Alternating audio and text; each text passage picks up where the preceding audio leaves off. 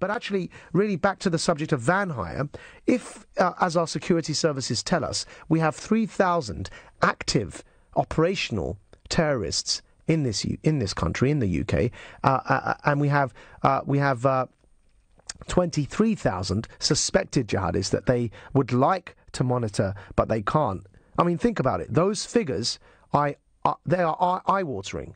Now, around that, so the 3,000 hardcore and the 23,000 suspected jihadists that the security services wish they could monitor, keep in mind around that will be thousands and thousands of fellow travellers, those who subscribe to the Islamist ideology but don't necessarily believe in using violence yet to bring it about. So there'll be a bigger number around them, okay?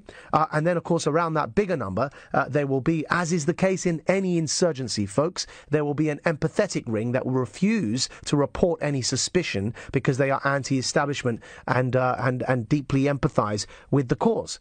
Now, when you think about it in those terms, it becomes impossible not to describe this but as a global jihadist insurgency. And those are the numbers that affect us here in the UK. And when you think about it like that, how on earth is things like just extra van hire checks going to stop this thing? We are indeed playing whack-a-mole. And what we need to do is get to grips with the fact that we are faced with an insurgency. And then once we understand that, recognise it for what it is. This is what my response would be, is first of all, recognise it for what it is. Accept the fact that this is indeed a jihadist insurgency. Name it, shame it, and begin fighting the ideology behind it for the long-term solution. 2, recognise that to implement that long-term solution, the government's prevent strand does indeed need to remain. 3, for once and for all, introduce a government prevent coordinator to coordinate all the different government departments around countering extremism. They're all singing to different hymn sheets at the moment. There isn't any one person coordinating all the government departments around this agenda.